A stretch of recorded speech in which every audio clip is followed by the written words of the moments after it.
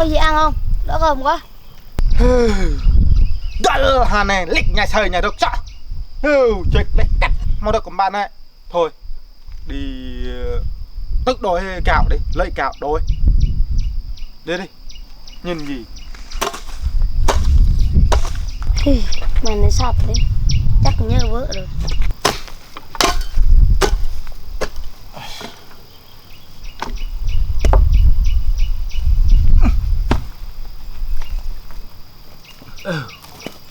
Nhớ lá lấy không tì lấy cô tôi mà nè còn lấy ngã nè lấy. Nè còn giỏi. Đã đôi lựa cào cái dùng lắm.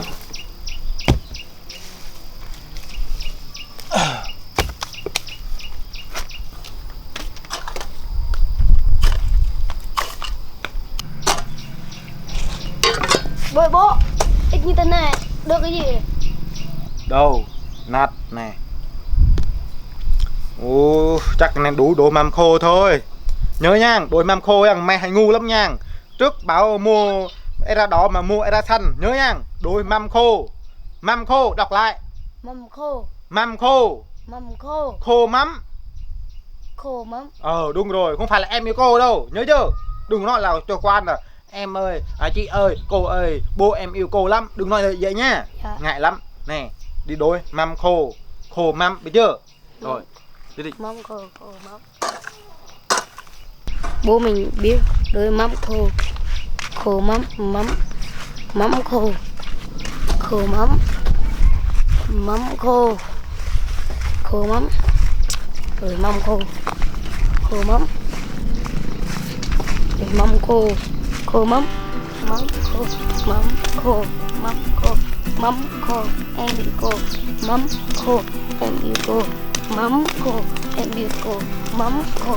Em yêu cô. Mắm khô. Em yêu cô.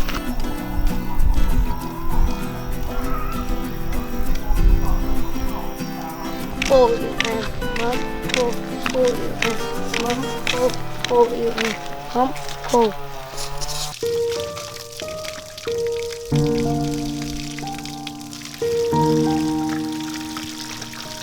Mắm khô, em yêu chị.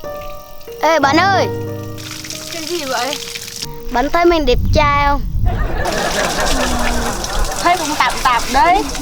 Thế bạn có yêu mình không? Học lớp mấy rồi mà đợi chị hả?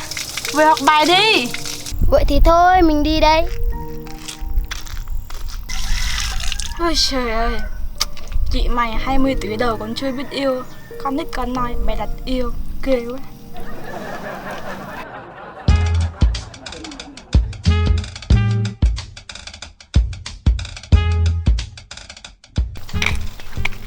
Ủa?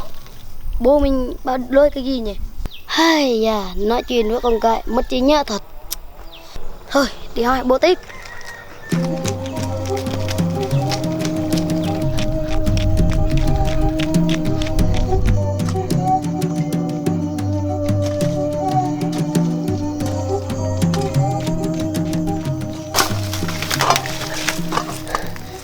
Bố.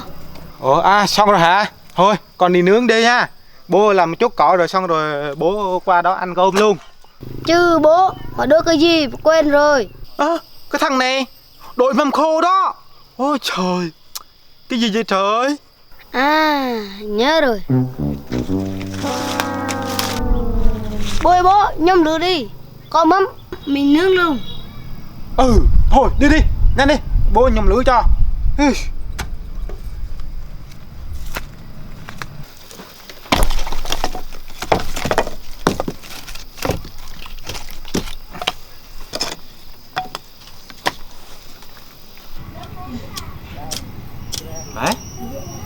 Hả?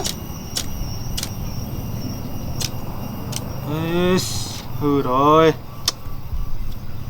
rồi. Không biết hàng xóm có lửa không ta?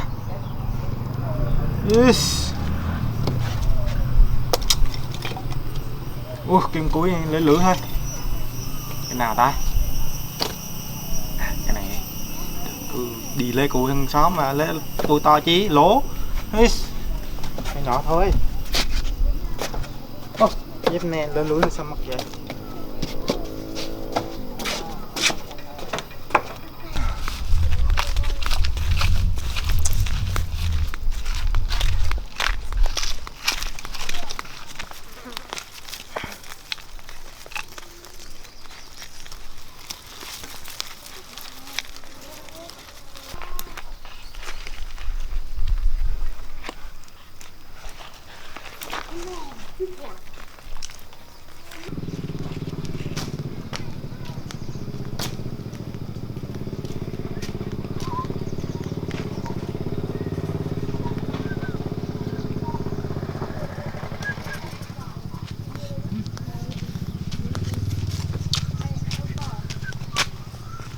Ê, suốt ngày làm gì vậy? Sao không chịu lấy vợ hả?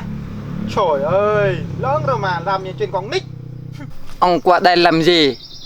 Ông nói luôn đi, nhiều chuyện quá. Người ta chưa có vợ thì cạnh người ta chứ. Nè, nhà có lửa không?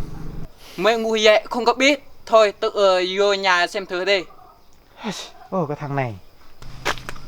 Ôi, nhà này lửa chỗ nào ta?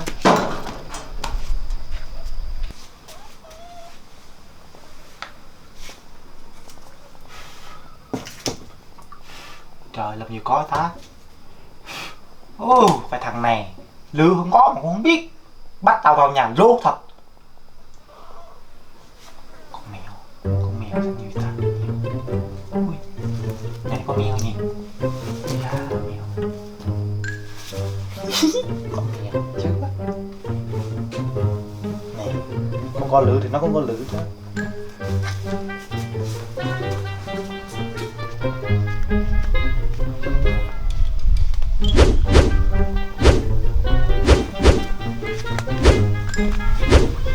Nope. Ông làm gì vậy? À, ngứa chân mà. Ủa, ông này nha, mày nha. Mà nhà mày không có lửa, mình bá tao vào lỗ quá. Thôi tao đi về đây. Ủa, không có lửa làm gì mà căng vậy? Ủa, mà cái gì mà kêu meo meo hả? Chắc mèo của tao. Của tao, chết đó.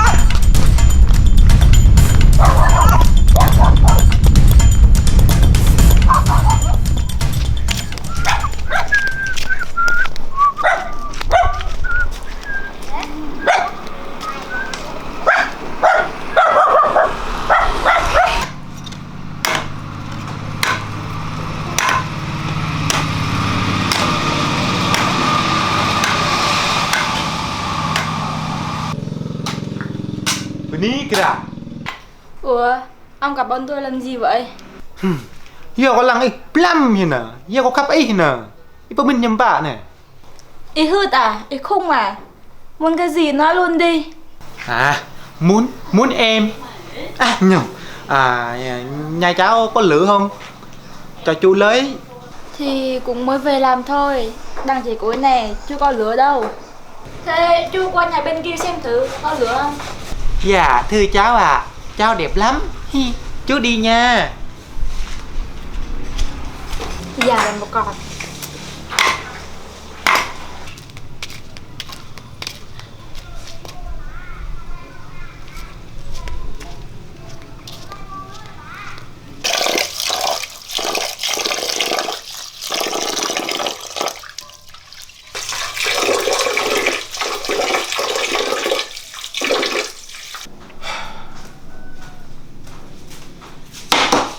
Bàn tay ơi. Ồ, anh đi đâu á? Dạ, cho mình lấy lửa nha, nướng mắm. À, lửa hả? Tưởng gì lửa thôi mà mình nhắm lửa xong kìa, lấy đi, lửa thôi mà, làm gì lấy đi. Lấy đi. Thế cảm ơn nha. Mình lấy. Vậy thì cảm ơn nha. Bàn tốt quá. Rồi. Wow, mình lửa nè. Nhỏ sao của mình nhỏ hay? Nhỏ thì lấy nhỏ chứ ha. Thôi, lần này mình lấy lớn cũng được. Sao?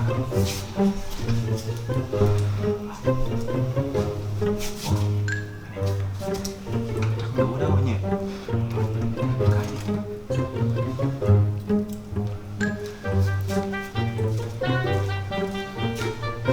Ê, cảm ơn nha, mình về nha. Bạn đi đi.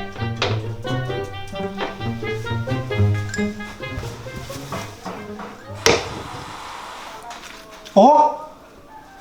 Hôm nay cuối mình cái nào bữa bữa hết mà bây giờ đi đâu mất tiêu rồi? Hả?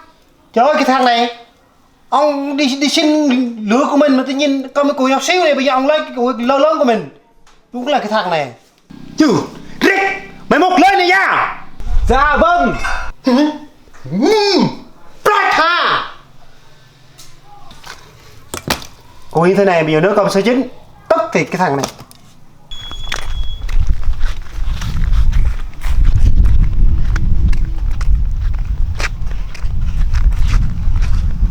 Bố, đôi gì vậy? Cái thằng này mày cho ăn sống hả? Là thấy cái đẹp, mất chi nhớ. Bố thằng cắm nha bố.